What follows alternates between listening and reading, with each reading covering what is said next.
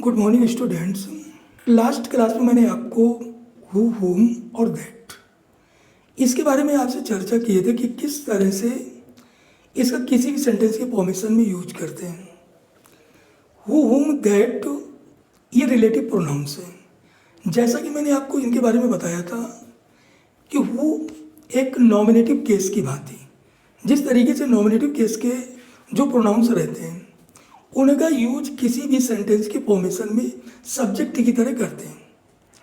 The same relative pronoun का जो who रहता है, तो हु एक इंट्रोगेटिव वर्ड भी रहता है, एक क्वेश्चन करने के काम में आता है। जैसे मैंने बोला कि हु आर दे, तो यहाँ पर हु एक क्वेश्चन करने के रूप में इसका यूज किया गया। इसी हु का यूज एक रिलेटिव फॉर्म में, रिलेटिव प्रोनाउंस के रूप में। रिलेटिव प्रोनाउंस के बारे में मैंने आपसे ये चर्चा किए थे कि रिलेटिव प्रोनाउंस अपने से पूर्व आए जो नाउन या नाउन इक्विवेलेंट वर्ड रहता है, जिसे हम एंटीसीडेंट बोलते हैं, उसके बारे में कुछ डिफाइन करता है, उसके बारे में रेफर करता है, रिलेट करता है। इसके बाद में जितना भी हु के बाद में, हुम के बाद में जो भी पार्ट रहता है वो एक एडजेक्टिव क्लॉज जो एंटीसीडेंट के रूप में आए नाउन या प्रोनाउन की क्वालिटी को डिफाइन करता है, उसको रेस्ट्रिक्ट करने का काम करता है। ये इसका यूज जो रहता है, इसका यूज दो तरह से होता है। एक इसका रेस्ट्रिक्टिव यूज होता है, एक वहीं पर कंटिन्यूएटिव यूज होता है। दैट का प्रयोग इस सब्जेक्टिव केस के रूप में, जिस तरह मैं हु का यूज करता हूँ कि हु का यूज एक रिलेटिव प्रोनाउन के रूप में सब्जेक्टिव केस में, इसी प्रकार दैट का प्रयोग भी मैं रिलेटिव प्रोनाउन के रूप में सब्जेक्टिव केस के रूप में। दैट का सब्जेक्टिव और ऑब्जेक्टिव दोनों फॉर्म में यूज कर लेते हैं। यानी किसी इंटेलिजेंट को क्वालिफाई करने के लिए हम दैट का भी यूज कर लेते हैं और हु का भी यूज कर लेते हैं। जैसा कि आपने पर्सनल प्रोनाउन के नॉमिनेटिव केस में पढ़े थे कि नॉमिनेटिव केस का जो भी प्रोनाउन रहता है वो सेंटेंस में सब्जेक्ट के रूप में कार्य करता है।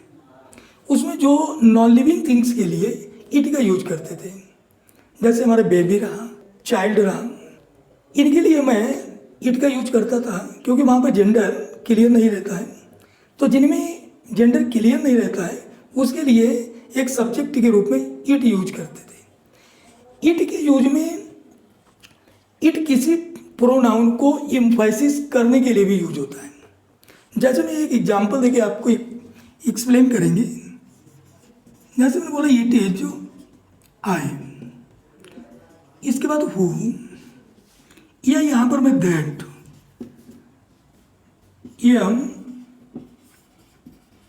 Your teacher. यहाँ पर मैं इस सेंटेंस में देख रहा हूँ इट का काम क्या रहता है। ये किसी प्रोनाउन को एम्फेसिस करने के लिए, मैं ही तो हूँ, अगर इस तरह से एम्फेसिस करने के लिए किसी प्रोनाउन को, वो मुकेश तो ही है, वो मुकेश ही तो है जिसने मुझे अंग्रेजी पढ़ाई। तो एम्फेसिस या तो मैं नाउन को करूँ या मैं प्रोनाउन को करूँ। तो जब किसी नाउन या प्रोनाउन को एम्फेसिस करने के लिए यूज में कोई वर्ड लाया जाता है तो वो वर्ड इट रहता है। तो इट का काम क्या होता है, ये किसी नाउन या प्रोनाउन को एम्फेसिस करने का काम करता है। इस इट की जगह पर मैं दे नहीं यूज कर सकता हूँ, इसको मैं दिस इज आई ऐसा नहीं कह सकता हूँ, ये रॉन्ग वर्ड है। यानी एम्फेसिस करने के लिए मैं इट का यूज करूँगा। इस जगह पर नाउन भी हो सकता है, इस जगह पे प्रोनाउन भी हो सकता है। इट के बाद में इट इज दे, इट के बाद में इट इज वी, इट के बाद में इट इज यू, इसके बाद में मैं रिलेटिव प्रोनाउन। अब ये रिलेटिव प्रोनाउन हु जो लगा है, ये दैट लगा है, ये किससे रिलेट कर रहा है। इसके पहले जो एंटीसीडेंट है आई, तो ये आई को क्वालिफाई कर रहा है। इसके बाद में जो ये पूरा का पूरा क्लॉज है ये आपका एडजेक्टिव क्लॉज। अब यहाँ पर मैंने आपसे, अब ये देखो देखकर इट के बाद में मैं आर यूज नहीं कर सकता हूँ। It are you, it are they, it are, it is ही कहूँगा, इट आर दे ऐसा नहीं कहूँगा। इसके बाद में जो भी प्रोनाउन वो हमारा नॉमिनेटिव केस में होगा, और इनके साथ में जो भी इट के बाद में हेल्पिंग वर्ब वो हमारा सिंगुलर नंबर का। तो यहाँ पर हमको ध्यान देने की चीज़ ये है कि किसी भी प्रोनाउन को इम्फेसिस करने के लिए हम इट का यूज करते हैं। इसके बाद में जो इस रिलेटिव प्रोनाउन, अब यहाँ पर ये सब्जेक्ट की तरह बिहेव कर रहा है। सब्जेक्ट के रूप में अगर बिहेव करेगा तो हु या दैट में से अगर किसी पर्सन के लिए बात करता है तो उस कंडीशन में हु या दैट में से किसी को भी ले सकता हूँ। हु भी एक रिलेटिव प्रोनाउन का कार्य करेगा, दैट भी एक रिलेटिव प्रोनाउन का कार्य करेगा। अब इसके जब आगे बढ़ता हूँ तो यहाँ पर जो भी हेल्पिंग वर्ब सेलेक्ट करते हैं वो helping verb in relative pronouns को देखकर नहीं लगाते हैं, वो हेल्पिंग वर्ब इसको देखकर। अब जैसे इट इज दे, यहाँ पर मैंने हु या दैट, इट इज दे, यहाँ पर हु या दैट।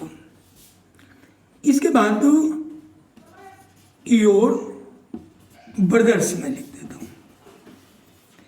अब यहाँ पर मैं देखता हूँ कि हेल्पिंग वर्ब यहाँ पर हमको फिल करना है।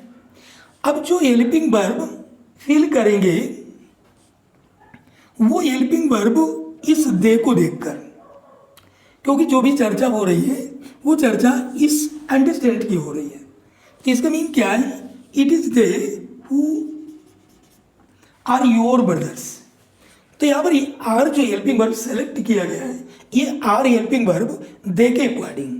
इसके आगे जो भी मैं प्रोनाउन सेलेक्ट करेंगे इसके लिए जो बोले जाएंगे तो वो प्रोनाउन भी इसके अकॉर्डिंग ही रहेंगे।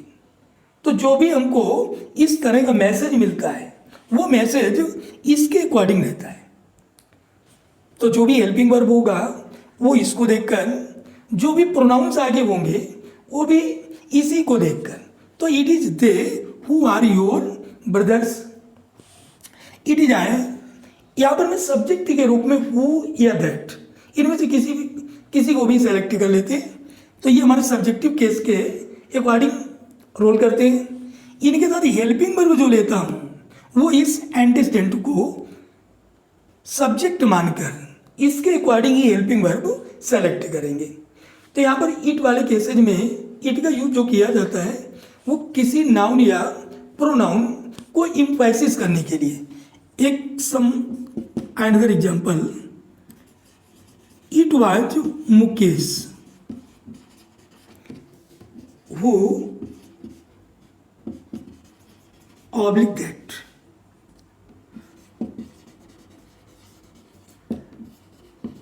टॉट। अब यहां पर ये नाउन है, यहां पर ये प्रोनाउन है। तो ये इट का काम क्या रहता है? वो मुकेश ही तो था। अब पार्टिकुलरली अगर उसको फोर्स किसको किया जा रहा है? वो मुकेश को। वो मुकेश ही तो था जो मेरे बच्चों को पढ़ाता था। It was Mukesh, it was he, it was they. अब इसके बाद में जो रिलेटिव प्रोनाउन जो कंजंक्शन का रोल कर रहा है वो कंजंक्शन एक सब्जेक्टिव केस के रूप में हु या दैट में से कोई भी किसी को भी ले सकते हैं। तो इस तरह से हु और दैट सब्जेक्टिव केस के रूप में यूज कर लेते हैं। इसके बाद इस दैट का यूज हुम के केस में भी। हुम के बारे में मैंने आपसे ये चर्चा की थी कि हुम का यूज एक ऑब्जेक्टिव केस के रूप में मेनली पर्सन्स के लिए। अब इस हुम को हम ऑब्जेक्टिव केस में इसकी जगह पर दैट को भी मैं ऑब्जेक्टिव केस में यूज कर लेते हैं। जैसे this is the man whom oblique that. अब ये चीज़ें ध्यान देने की है कि अगर आपसे ये whom को इस who की जगह डाल दें या इस who को whom की जगह डाल दें, अब इनमें डिफरेंस क्या मिलेगा? तो ये हमको ध्यान रखने की चीज़ है कि whom के बाद में आपको वर्ब प्लेस करना होगा, who के बाद में आपको वर्ब प्लेस करना होगा, वहीं पर whom के बाद में एक सब्जेक्ट के रूप में कोई भी प्रोनाउन या कोई भी नाउन, whom के बाद में सब्जेक्ट होगा, वहीं पर who के बाद में एक वर्ब होगा। This is the man whom या दैट, किसी को भी ले लेते हैं। whom, this is the man whom I gave a letter। यहां पर देखिए whom या दैट के बाद में सब्जेक्ट दिया, यहां पर who के बाद में वर्ब आया। तो ये चीज आपको ध्यान रखने की चीज है कि whom अगर आता है तो ये एक ऑब्जेक्टिव केस के बारे में, यानी कि दिस इज द मैन, ये दोनों एक ऑब्जेक्ट की बात बिहेव कर रहे हैं। इसके बाद में ये सब्जेक्ट आता है, ये सेंटेंस हमारा एक अलग का है। तो whom और दैट के बाद में सब्जेक्टिव केस, वहीं पर who और दैट के बाद में जब ये सब्जेक्ट के रूप में रोल कर रहा होगा तो उस कंडीशन में इसके बाद में वर्ब का रोल, इसके बाद में वर्ब रखते हैं और इनके बाद में सब्जेक्ट आता है। तो यहाँ पर हमने ये देखा कि दैट का यूज who के रूप में पर्सन के लिए सब्जेक्टिव केस में, whom का प्रयोग whom की भांति दैट का यूज, तो जिस तरीके से whom एक ऑब्जेक्टिव केस में यूज करता हूँ, पर्सन के लिए करता हूँ, उसी प्रकार दैट का यूज भी मैं ऑब्जेक्टिव केस के रूप में पर्सन के लिए कर सकते हैं। जैसा ये example, this is the man whom that I gave a letter. तो इस तरह से whom और दैट ये दोनों ऑब्जेक्ट की भांति, who और दैट ये सब्जेक्ट की भांति, ये दोनों पर्सन के लिए। whom का यूज मैं थिंग के लिए नहीं करेंगे, वहीं पर दैट का यूज थिंग के लिए कर लेते हैं। who का यूज मेनली पर्सन के लिए, दैट का यूज सब्जेक्टिव केस में पर्सन के लिए। तो इस तरह से who, whom और that.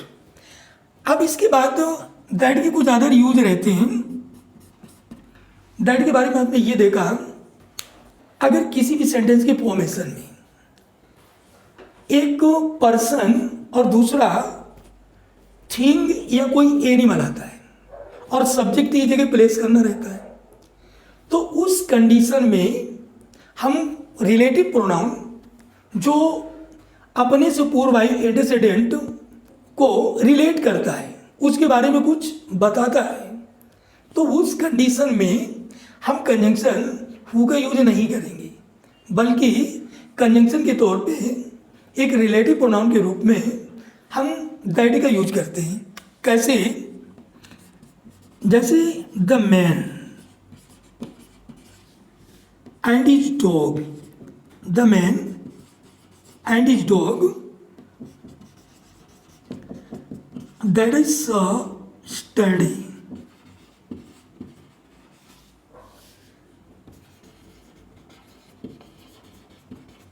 have been kidnapped।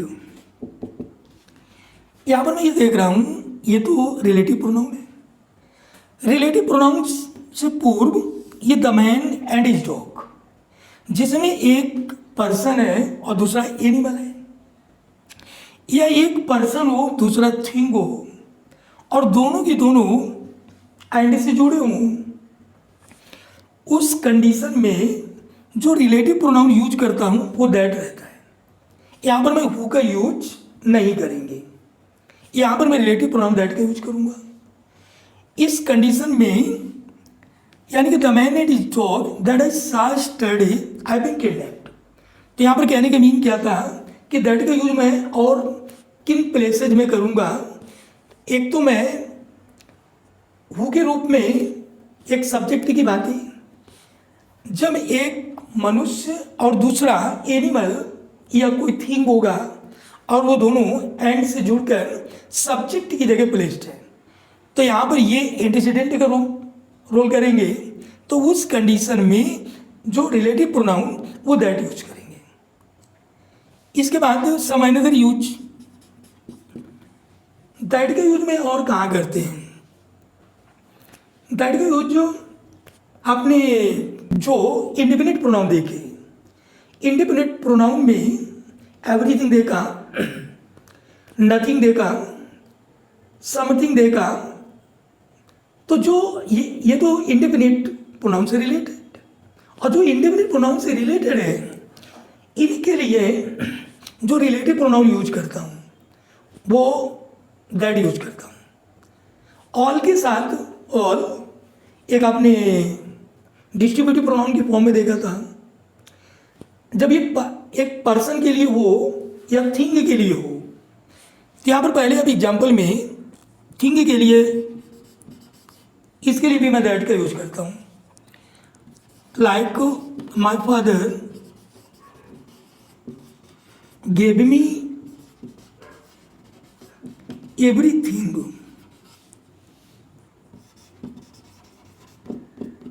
That he had.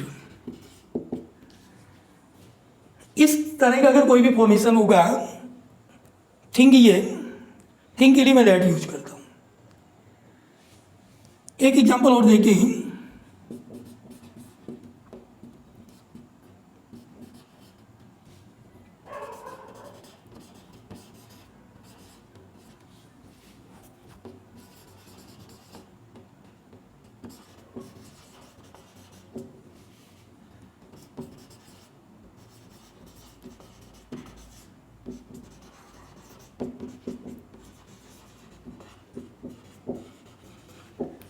My wife has spent the money that I gave her। Thing के लिए ये हम रिलेटिव प्रोनाउन दैट यूज करता हूँ। ऑल के केस में भी ऑल के साथ अगर ऑल पर्सन के साथ रिलेट करता है, like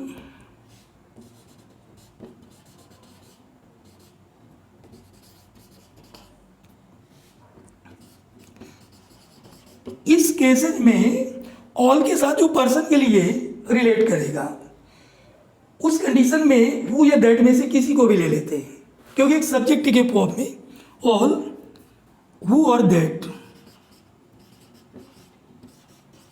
are laborious.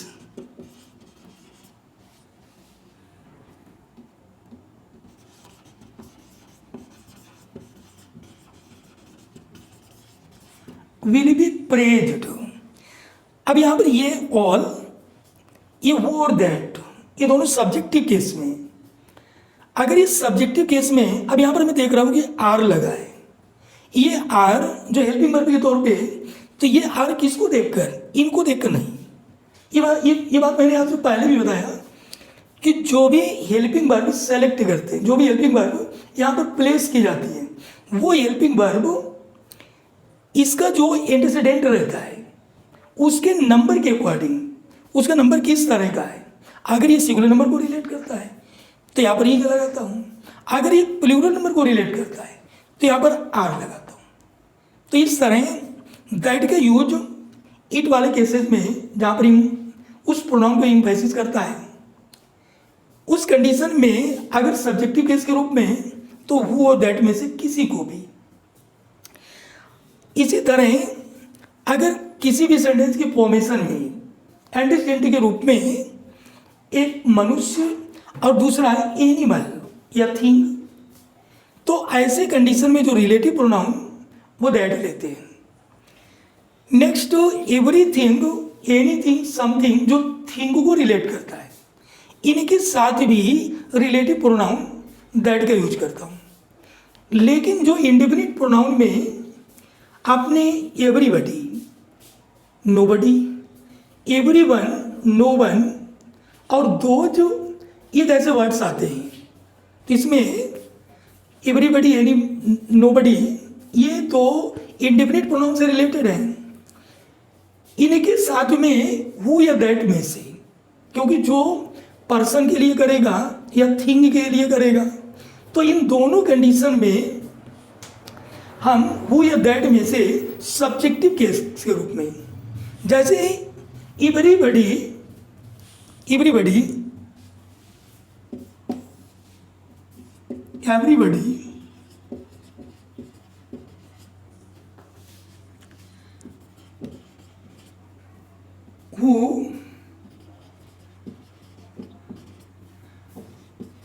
wants to do the work, can do।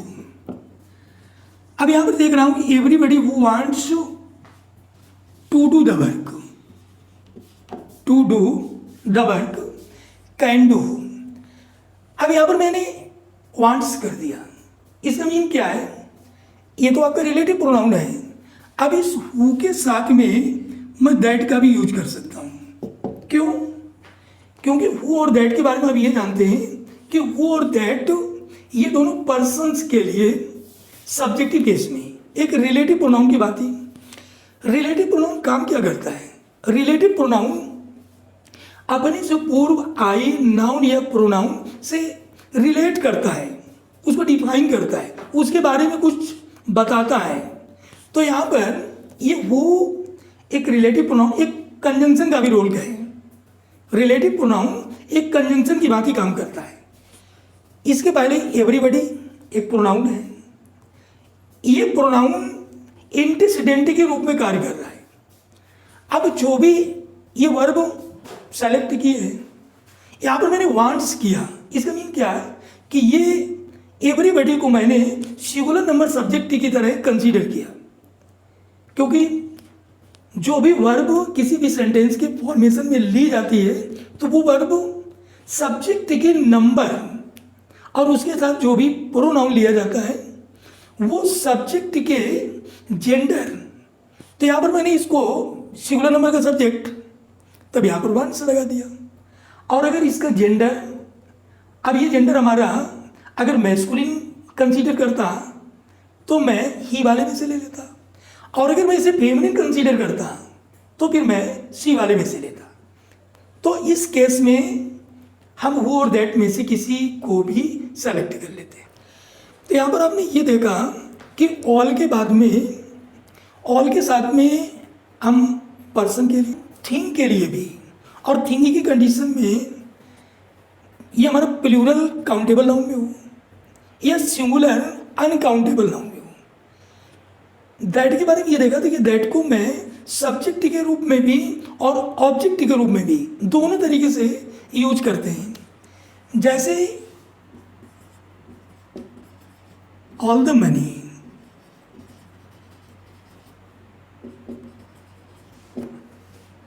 That I had,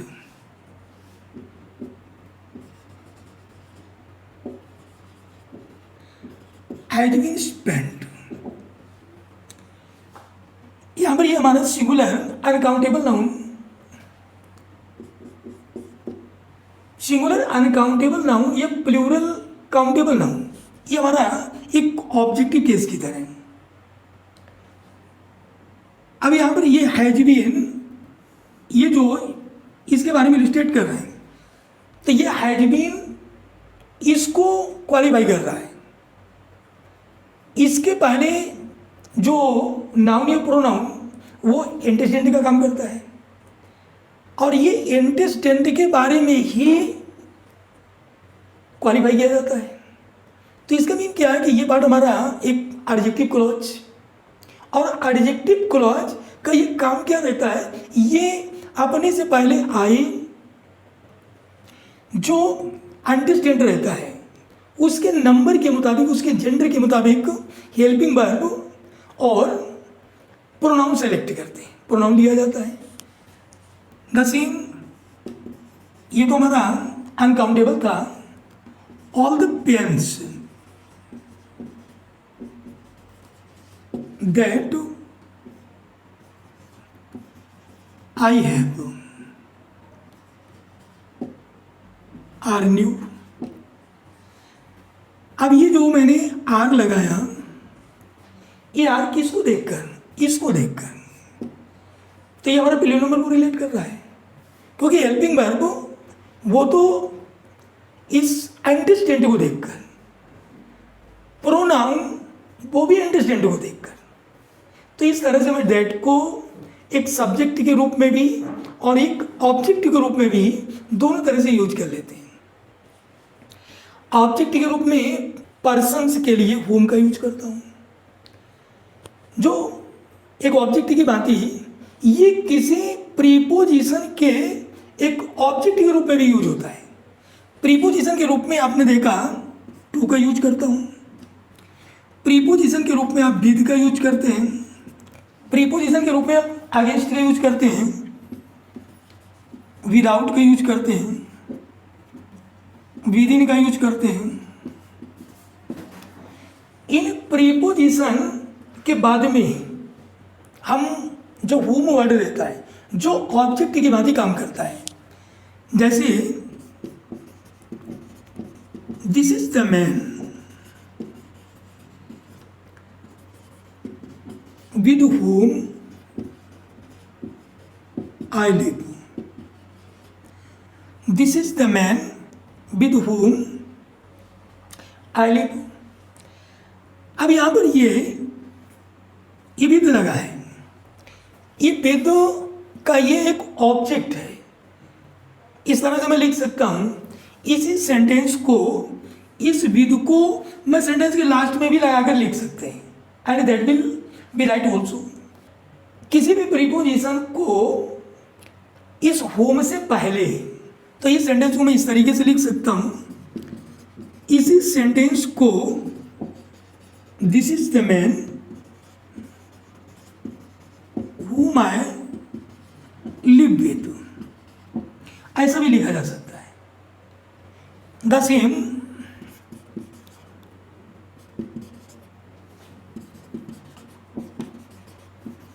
this is the man against whom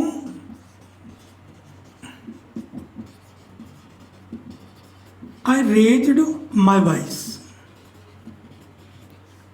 ये वही व्यक्ति है, this is the man against whom I raised my voice, जिसके विरुद्ध मैंने आवाज उठाई। अब ये अगेंस्ट इस प्रीपोजिशन, इस जो रिलेटिव प्रोनाउन है whom, इसका एक प्रीपोजिशन है। इस प्रीपोजिशन को मैं सेंटेंस के लास्ट में भी लिख सकता हूं, जैसे राहुल इज द बॉय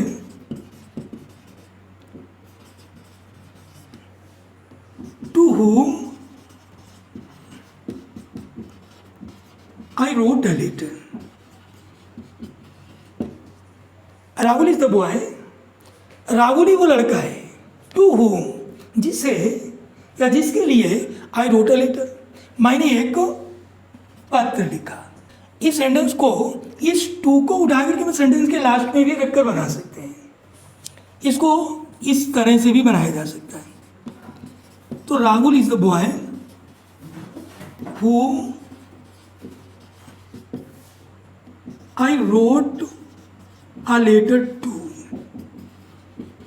यानी इस प्रीपोजिशन को सेंटेंस के एंड में रख करके भी बनाया जा सकता है। तो इस तरीके से यहाँ पर आपने कुछ चीज़ें, अब देखिए मेनली है क्या, इनमें इन रिलेटिव प्रोनाउंस के बाद में जो भी मैं वर्ब सेलेक्ट करता हूँ, वर्ब के काइंड को देख, काइंड कैसा रहेगा, यानी वो तो सिलेक्शन इंटरचेंज के अकॉर्डिंग रहता है कि इंटरचेंज का नंबर देखता हूँ। उसके बाद में जो प्रोनाउन सेलेक्ट किए जाते हैं वो प्रोनाउन उस एंटीस्टेंट के नंबर और जेंडर के मुताबिक।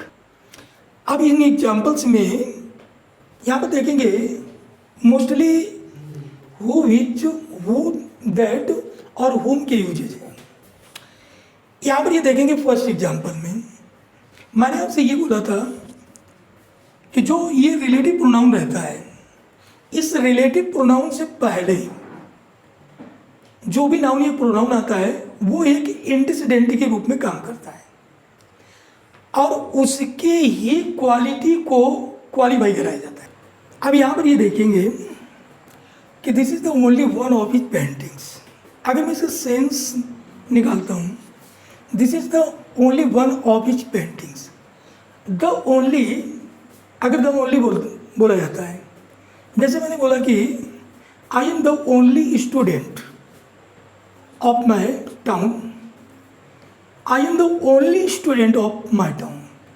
तो the only student what does it mean, it means एकमात्र स्टूडेंट। तो ये on this is the only one of his paintings, यानी उसकी पेंटिंग्स के एकमात्र दैट आर वर्थ सीइंग। अब यहाँ पर अगर ये ओनली ना लगा होता, द ओनली ना लगा होता तो ये ठीक था, लेकिन द ओनली लगाने का मतलब है यहाँ पर ये जो इंडिस्टेंट है ये तो प्लूरल नंबर का है, लेकिन इसमें से एकमात्र, तो एकमात्र तो इसका मतलब ये सिंगुलरिटी को शो करेगा, और अगर ये सिंगुलरिटी को शो करेगा तो इसका मीन क्या है कि यहाँ पर आर नहीं चलना चाहिए, यहाँ पर ये जाना चाहिए, यानी कि this is the only one of his paintings that is worth seeing. Next question में देखेंगे, आपको हु और हुम के बारे में बताया था। अगर हु के बाद में सब्जेक्ट आता है तो इसका मीन क्या है कि हु के बाद में सब्जेक्टिव केस नहीं रखा जाता, हु के बाद में मेन वर्ब आता है। अगर मेन वर्ब है तो हु तो प्रॉपर वर्ड होगा, एक रिलेटिव प्रोनाउन प्रॉपर होगा। अगर यहाँ पर हुम आता है इसके बाद मेन वर्ब आता है तो इसका मतलब है कि वो रॉन्ग है। यहाँ पर हु की जगह अगर हुम करता हूँ तो हुम के बाद में सब्जेक्टिव केस ये हमारा ठीक है, और अगर यहाँ पर हु रखा जाता है तो हु के बाद में सब्जेक्टिव केस नहीं, वहाँ पर मेन वर्ब आता है, वहाँ पर एक वर्ब आता है। तो यहाँ पर मैं देख रहा हूँ कि the man who they thought to be a gentleman is argue, तो ये हुम के बाद में सब्जेक्टिव केस। तो ऐसी स्थिति में सीधे सीधे आप ये देखेंगे कि अगर हु के बाद में मेन वर्ब है तो ठीक है, थोड़ा और आगे बढ़ के देखेंगे कि किसी और जगह तो एरर नहीं है। तो पहली चीज़ इस चीज़ को देखते हैं कि हु के बाद में मेन वर्ब होना चाहिए, एक हेल्पिंग वर्ब होना चाहिए। अगर यहाँ पर सब्जेक्ट आता है तो इसका मतलब वहाँ पर हु एक प्रॉपर वर्ड नहीं होगा, तो वहाँ पर हमको क्या रखना होगा, वहाँ पर हुम करना होगा। और अगर हुम के बाद में मेन वर्ब आता है, हेल्पिंग वर्ब आती है, तो इसका मतलब है कि वहाँ पर हुम नहीं, वहाँ पर हु आना चाहिए। तो इसका मीन क्या है कि यहाँ पर हु नहीं, यहाँ पर हमको हुम करना होगा। तो इस हु को रिमूव करके यहाँ पर हु प्लेस करेंगे, क्योंकि हु एक सब्जेक्टिव केस को इंडिकेट करता है, वहीं पर हुम एक ऑब्जेक्टिव केस के लिए इंडिकेट करता है। Mister Thakur likes music, who helps me to relax. अब आपने हु के बारे में पढ़ा था। अच्छा, एक चीज़ और रहता है कि इसमें जो ये रिलेटिव प्रोनाउंस है, इन प्रोनाउंस को ठीक उस वर्ड के बाद में रखा जाता है जिसको ये डिफाइन करता है, जिसकी क्वालिटी को क्वालिफाई करता है। अब यहाँ पर मैं देख रहा हूँ कि म्यूजिक के बाद में हु शब्द लिखा हुआ है, तो हु के बारे में ये भी जानता हूँ कि एक सब्जेक्टिव केस के प्रोनाउन की तरह बिहेव करता है। लेकिन हु के बाद में हेल्प तो ठीक है, लेकिन हु के बारे में ये भी जानता हूँ कि हु पर्सन्स के लिए यूज करते हैं, हुम पर्सन्स के लिए करता हूँ, दैट भी पर्सन्स के लिए करता हूँ, लेकिन दैट पर्सन्स के अलावा थिंग्स के लिए भी करता हूँ। तो यहाँ पर म्यूजिक है, तो म्यूजिक को मैंने वन काइंड एक थिंग के फॉर्म में कंसीडर किया। तो इसका मीन क्या है, एक सब्जेक्टिव केस के रूप में।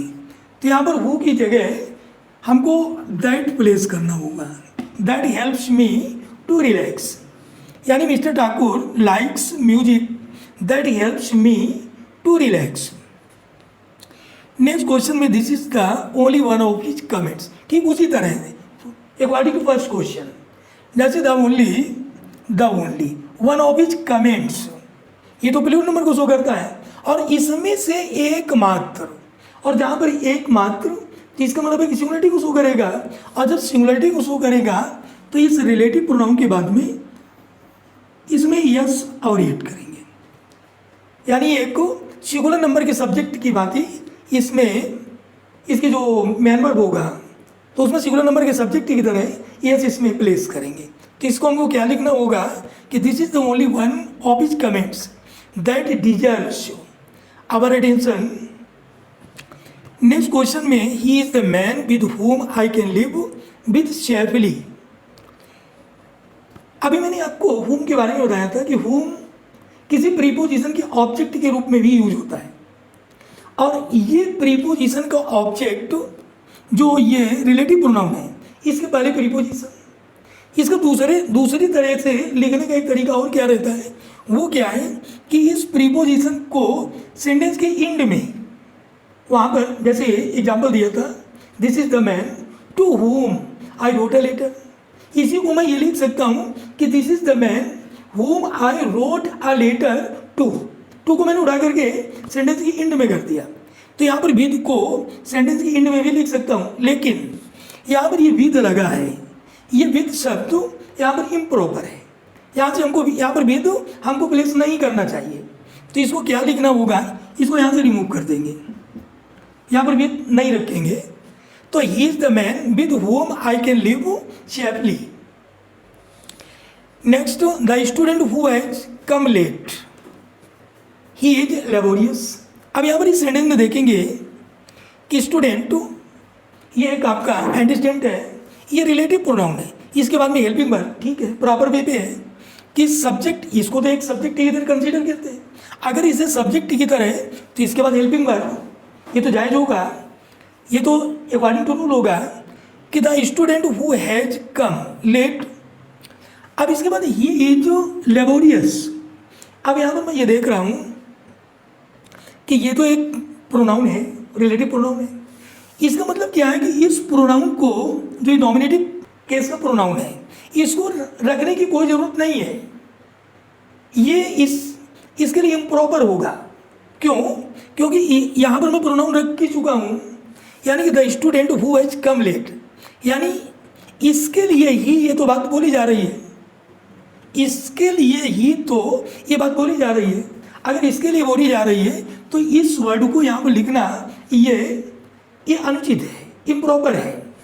तो इसका मीन क्या है कि the student who has come late is laborious, यहाँ से ही को रिमूव करेंगे।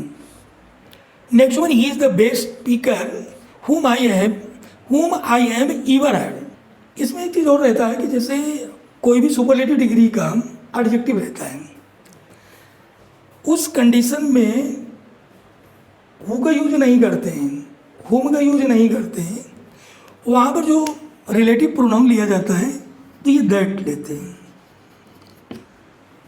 ये कुछ चीज़ें हमको याद भी रखनी है कि अगर सुपरलेटिव डिग्री का कोई एडजेक्टिव आता है तो उस कंडीशन में जो रिलेटिव प्रोनाउन सेलेक्ट करेंगे वो दैट लेते हैं। यानी कि he is the best speaker that I have ever heard. इसके बाद नेक्स्ट क्वेश्चन देखिए, this is not the same book that mine. एक आपने डेमोस्ट्रेटिव प्रोनाउन में सच और सेम पढ़ा, सेम यानी द सेम प्लस नाउन। अगर इस फॉर्म में यहाँ पर the same plus noun, the same book, अगर इस स्ट्रक्चर में सेम के साथ कोई नाउन आता है और इसके बाद में कोई वर्ब एग्जैक्ट रूप में एक क्लियर फॉर्म में एक मेन वर्ब दिया रहे, तो उस कंडीशन में द सेम प्लस नाउन, इसके बाद में हम दैट का यूज करते हैं। और अगर इसके बाद में कोई स्पष्ट वर्ब नहीं दिया रहे तो उस कंडीशन में द सेम के साथ में एज यूज करते हैं।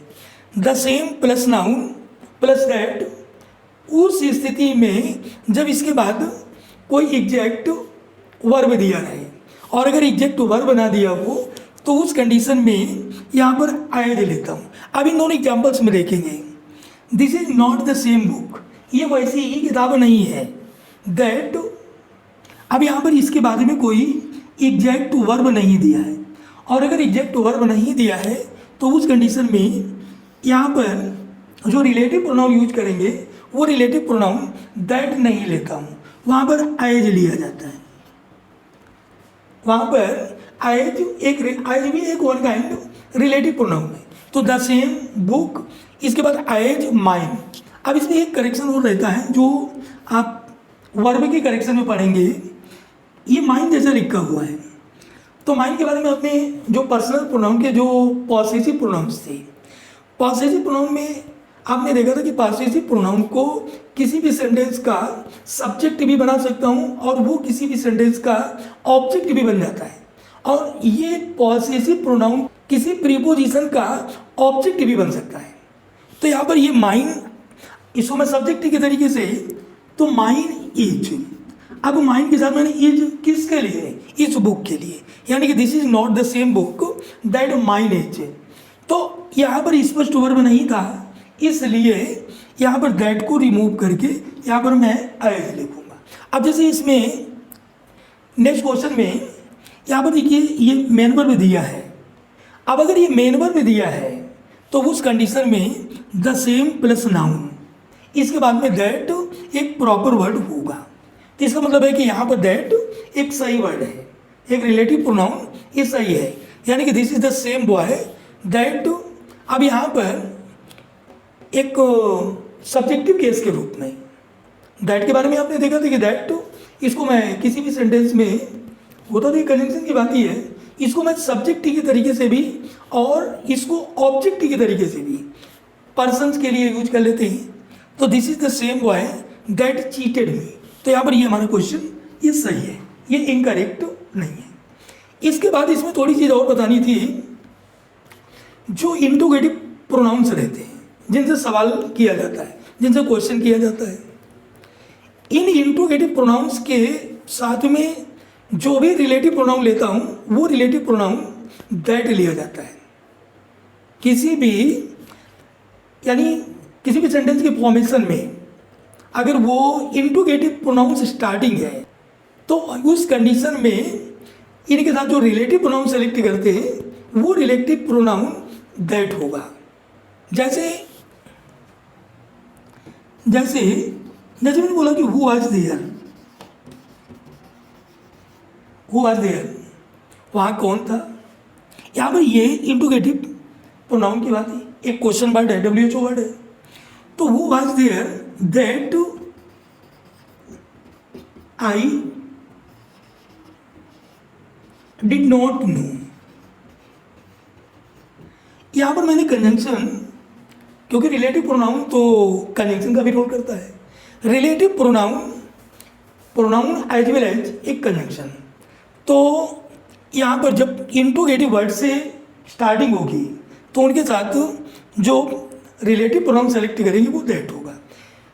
तो यहाँ पर मैंने आपको हु, हुम और दैट, नेक्स्ट जो मेरा क्लास होगा उस क्लास में रिलेटिव प्रोनाउन के हुज, व्हिच, इसके बाद बट आता है। आज तो मैंने इसमें कुछ एग्जाम्पल देख दिए। हु और हुज, इनमें एक रिलेशन रहता है। हु तो हो चुका, विच और हुज। अब विच और हुज ये किस तरीके से रिलेटिव प्रोनाउन इस टॉपिक में किस तरीके से इनका यूज रहता है, इनको कैसे किसी कंडीशन में यूज करते हैं, ये आप हमारे नेक्स्ट क्लास में देखेंगे।